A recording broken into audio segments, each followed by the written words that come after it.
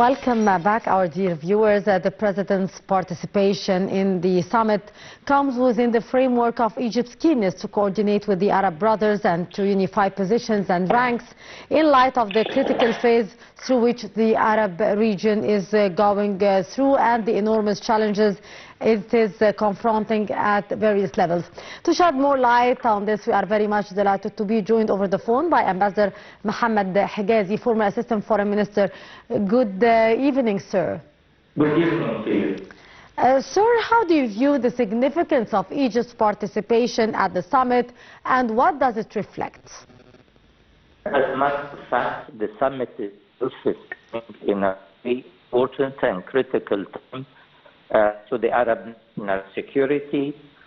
Egypt was in the end of all what is related to the diplomatic and negotiations over the past few months since the eruption of the conflict in Gaza after 7th of October war, and Egypt also was the entry to all the assistance, or almost the majority of the assistance, through the Rafah crossing. And until last week, Egypt was leading in negotiation with Qatar and the United States, and I'm sure that Egypt will be in the front of giving a summary of what happened, and along with its Arab brothers will make sure that the Arab League summit will come with a clear message to the world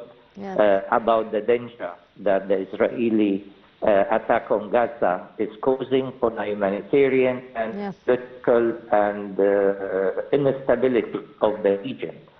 I'm sure that the Arab League, feeling that they are very critical situation where the Arab national security is under a lot of pressure, particularly with the situation in Gaza, but also other issues pertaining to the current conflict in many parts of the Arab world, in Sudan, the stagnant situation in Libya, the situation in the Red Sea, in Yemen, and even in Syria and Iraq.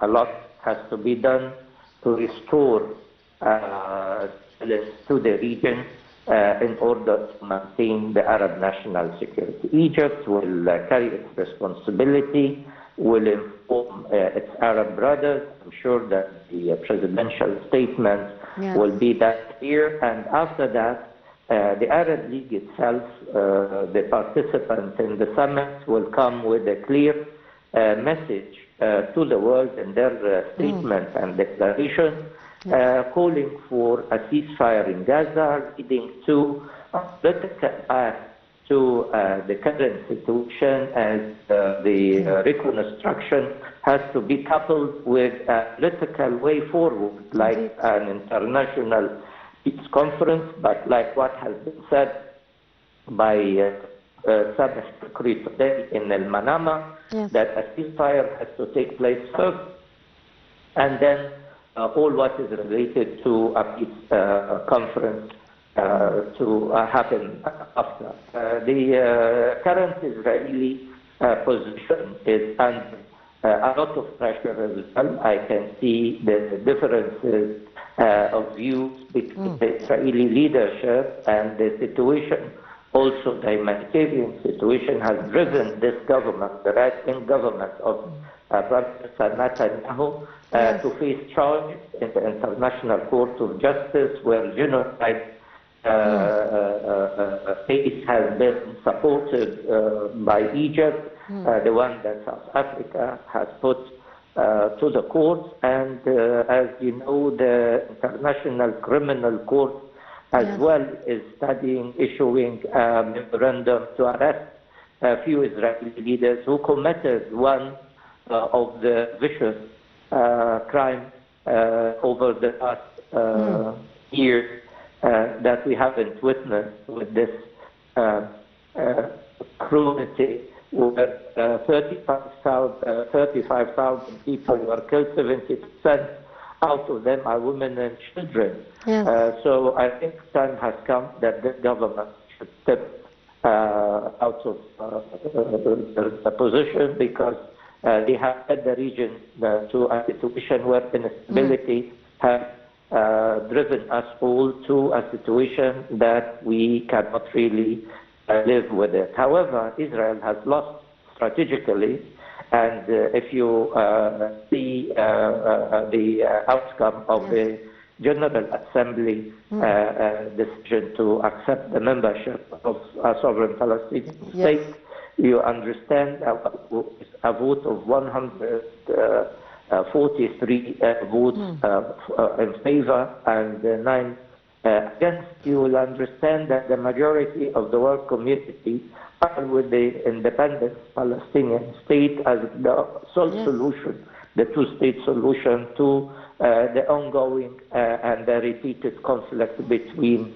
Palestinians and the Israelis with the 1967 border and East Jerusalem as its capital. Yes. I think we all agree that the Arab League peace initiative remain on the table as a strategic Arab choice, but we have an ongoing dilemma in Gaza that we have to confront first before we look forward to a political horizon and the two-state solution as the only way forward to peace and stability in the region and for the benefit of the Israeli and the Palestinian alike.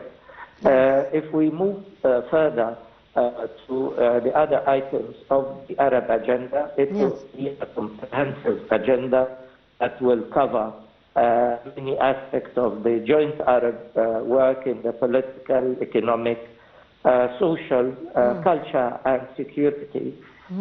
So the Arab League has to be attentive to the political need and the economic and social culture and security alike.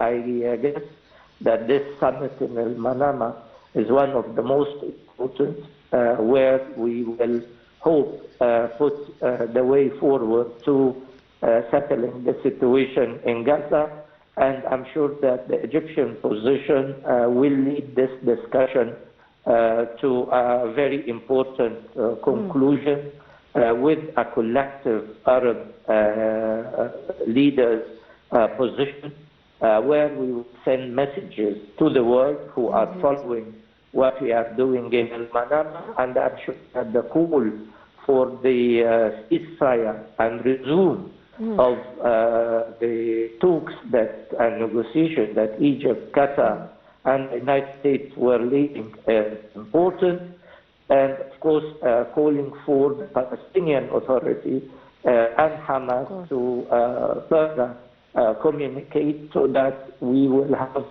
a clear Palestinian partners whom Egypt also will work in the border crossing of Rafah, where the Israeli occupation to Gaza is not at all solution, even to the Minister of Defense a couple of minutes ago of Israel, who insisted that occupation, renewing the Israeli occupation to Gaza is a recipe for more violence that will go for years. I think the right-wing government in Israel is trying to gain time to remain in power. Everybody knows that it's dragging the situation further through continuation of violence. Still maybe they meet the Republican in the American forthcoming election in November. Yes.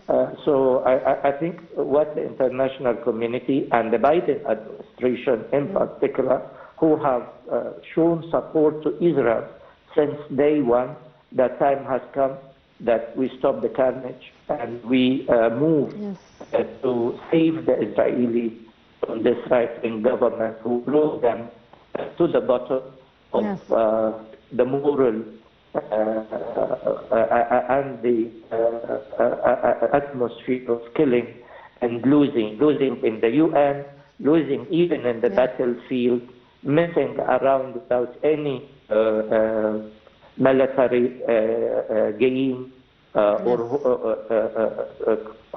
quite clear that they have lost orientation. Indeed. And the United States, who supported Israel from day one, has to bring them back to the table and to end up the right quest for more violence that will lead the situation to more deterioration. The international community has spoken in the UN. The popular vote in the streets of all the cities, all the capital cities in Europe, the United States, the American university has shown support to the right, has shown support to the Palestinians, has shown support to humanity, where many have described what Israel has committed as a betrayal of humanity. And it is true, a betrayal for humanity as described by Michael Griffiths, the Under-Secretary of the United Nations, before he leaves his post. Yes. I think the genocide case against Israel is in itself a manifestation of the magnitude of crime committed against humanity. A lot to be discussed in the future after settling the guns against the Israeli leadership that should be dragged after the condemnation of Israel of the genocide to the International Criminal Court, whereas the International Court of Justice has reached on the Israeli genocide case. The International Criminal Court will drag all the Israeli leadership to be punished in front of the International Criminal Justice. I am sure that time has come for us all to reach out to the Palestinian two-state solution as the only way forward. Indeed. Otherwise, a new wave of violence will happen because of the Israeli insistence of not understanding that ending the conflict with the Palestinians should be based, like what happened in Egypt, Israeli relation, and Jordan, Israeli relation, based on peace, not war. Yes, indeed, Ambassador Mohamed Hegazy, former Assistant Foreign Minister, thank you so much, sir. And indeed, our dear viewers, a very important summit is taking place tomorrow in Manama, the capital of Bahrain. That will be shedding more light on in today's episode.